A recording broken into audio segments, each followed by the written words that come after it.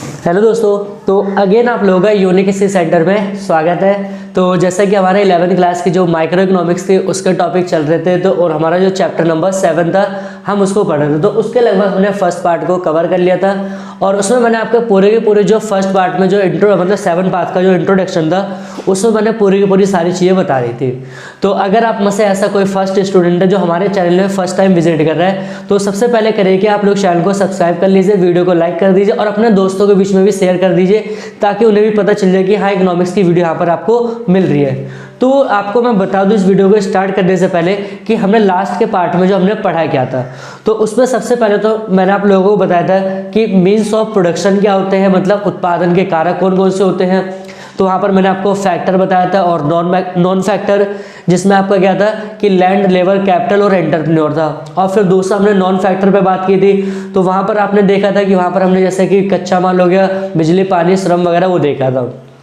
तो ये चीज़ हमने देखा था। और फिर हमने उसके बाद देखा था कि जो समय होता है वो भी दो प्रकार का क्या था, एक आपका अल्पकालीन और दूसरा क्या था आपका दीर्घकालीन उत्पादन फलन वो होता है, वो हमने देखा था। और फिर हमने जो सबसे चैप्टर की इंपॉर्टेंट जो डेफिनेशन थी वो पढ़ा था हमने, उत्पादन फलन किसे कहते हैं।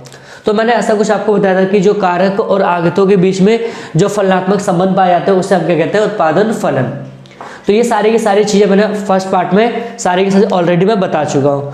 तो आज की जो वीडियो में हम बात करने वाले हैं यहाँ पर भी हम देखेंगे और बहुत इंपॉर्टेंट टर्म्स को देखेंगे और आई होप कि आप वीडियो को ज़्यादा से ज़्यादा शेयर करेंगे। तो चलिए हम स्टार्ट करते हैं कि इसमें हमें पढ़ना क्या है। तो इसमें सबसे पहले समझना है कि जो कारक होते हैं ना वो कौन कौन से कारक होते हैं, ठीक है। एक आपका स्थिर कारक होता है, दूसरा आपका परिवर्ती कारक, मतलब आप कह सकते हो कि एक फिक्स्ड फैक्टर और दूसरा आपका वेरिएबल फैक्टर। अब हमें डिटेल में बारीकी से समझना है कि ये जो स्थिर कारक का मतलब क्या होता है। स्थिर का मतलब आपका फिक्स रहेगा। मैंने आप लोगों को ऑलरेडी इसको आप कहीं नोट्स बना के लिख लेना कि जो पूरा का पूरा चैप्टर नंबर 7 जो आप पढ़ रहे हो ये आपका चैप्टर नंबर पूरा शॉर्ट में हम पढ़ेंगे, शॉर्ट टर्म में पढ़ेंगे, आपका लॉन्ग टर्म में नहीं पढ़ेंगे। तो मैंने बता दिया कि जब शॉर्ट टर्म में पढ़ेंगे तो यहाँ पर क्या है कि जो भी हम वस्तु का जो भी प्रोडक्शन करेंगे तो उस प्रोडक्शन का मतलब क्या होगा, अगर हम प्रोडक्शन को बढ़ाना चाहते हैं तो बढ़ाने के लिए सिर्फ क्या करेंगे कि जो हमारे पास जो वेरिएबल मतलब जो सिर्फ परिवर्ती कारक होगा उसी को चेंज कर सकते हैं और जो आपका फिक्स होगा उसको चेंज नहीं कर सकते। तो वो सारी चीज़ मैंने आपको बता चुका हूँ। तो स्थिर कारक का मतलब क्या, आप सिंपल से कह सकते हो कि स्थिर कारक वे कारक होते हैं जो जो उत्पादन मतलब जो अल्पकाल में उत्पादन को बढ़ाने के लिए जिसमें हम परिवर्तन नहीं कर सकते। अगर अल्पकाल में हमें वस्तुओं और सेवाओं का उत्पादन बढ़ाना है तो हम फिक्स जो फैक्टर होगा उसको चेंज नहीं कर सकते, तो उसे हम कहेंगे फिक्स फैक्टर। जैसे कि आपका इसमें भूमि हो गई, मशीनरी हो गई और आपका इमारत, ये कौन से कारक होंगे आपके, ये आपके होंगे फिक्स फैक्टर। दूसरा क्या होता है, परिवर्ती कारक।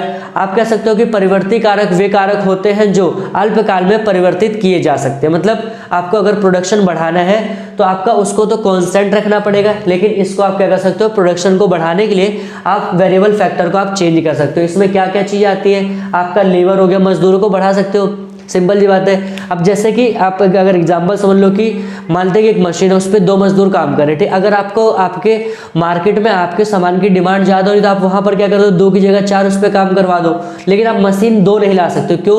क्योंकि मशीन आपका क्या है, फिक्स फैक्टर है। तो यहाँ पर आप क्या चेंज कर सकते हो, सिर्फ आपको लेबर को आप वहाँ पर चेंज कर दो, लेबर की क्वान्टिटी को बढ़ा दो या फिर आप घटा दो, वो कर सकते हो।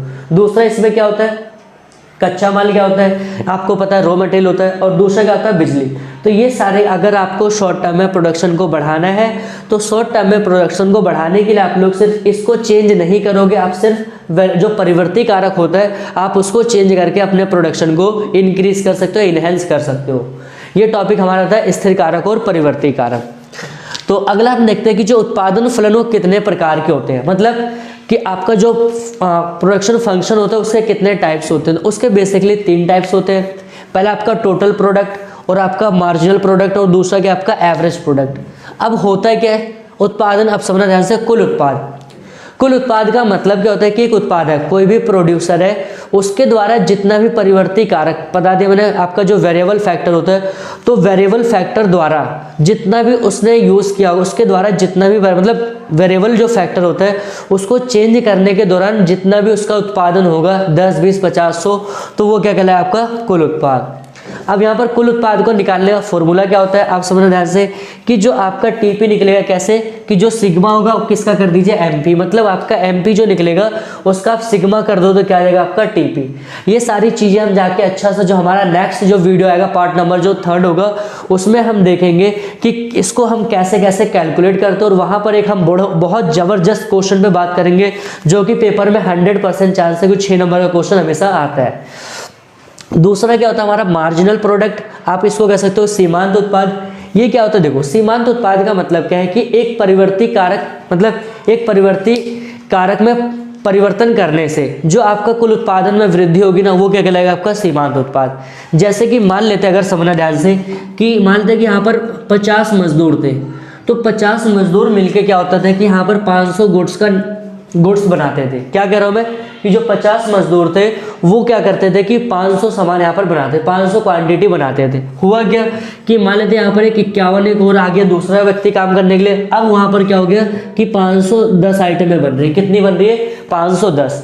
तो यहाँ पर हमने देखो चेंज किया, क्या श्रम को बढ़ा दिया, कितना था 1 को हमने बढ़ाया, तो 1 के द्वारा आपका प्रोडक्शन कितना बढ़ा 10, तो आप ये 10 को क्या कहोगे आपका सीमांत उत्पाद। आप कह सकते हो कि एक परिवर्ती इकाई को बढ़ाने से कुल उत्पाद में जो वृद्धि होती है, ठीक है, या कुल उत्पाद में जो एक्चुअल वास्तविक जो वृद्धि होती है उसी को हम क्या कहते हैं, सीमांत उत्पाद। अगला देखते हैं क्या है, और सीमांत उत्पाद का फॉर्मूला क्या होता है कि आपका टी मतलब TP2 और आपका क्या होता है TP1। मतलब TP2 जैसे कि अगर यहाँ बात करें कि अगर हमें क्या निकालना है, MP निकालना है, तो आपका जो ये वाला क्या कहलाएगा TP2। मतलब अगर फॉर्मूला क्या होता है TP2 माइनस में आपका TP1, तो TP2 कितना है आपका 510 और आपका TP1 कितना है 500, तो आपका यहाँ पर कितना आएगा MP आपका 10, कितना आएगा MP आपका यहाँ पर 10। तो ये क्या कहलाएगा आपका सीमांत उत्पाद। अगला देखते हैं हमारा औसत उत्पाद क्या होता है। औसत उत्पाद का मतलब क्या होता है, समझना ध्यान से, कि औसत उत्पाद का मतलब क्या होता है कि आपका एवरेज कितना प्रोडक्शन हो रहा है। आप सिंपल कहते हो कि जब हम कुल उत्पाद को, ठीक है, उत्पादन की इकाइयों से भाग देते हैं तो उससे जो प्राप्त राशि होगी वो क्या कहलाएगी हमारी औसत उत्पाद। तो ये आपका क्या था औसत। अब बाकी की जो हमारा जो पार्ट 3rd आएगा तो उसमें हम एक बहुत इंपॉर्टेंट क्वेश्चन की बात करेंगे, और जो पेपर में हमेशा क्वेश्चन आया हुआ है वो क्वेश्चन क्या है आपका, कि जो परिवर्ती अनुपातों का नियम। तो और वहाँ पर हम सारे के सारे जो टर्म्स होते हैं इसको हम टेबल वाइज आप देखेंगे, डायग्राम वगैरह देखेंगे। तो आई होप कि आपको वीडियो अच्छी लग रही होगी। वीडियो को लाइक करिए, शेयर को ज़्यादा से ज़्यादा मतलब वीडियो को शेयर करिए और चैनल को सब्सक्राइब करना ना भूलें। So thanks for watching this video.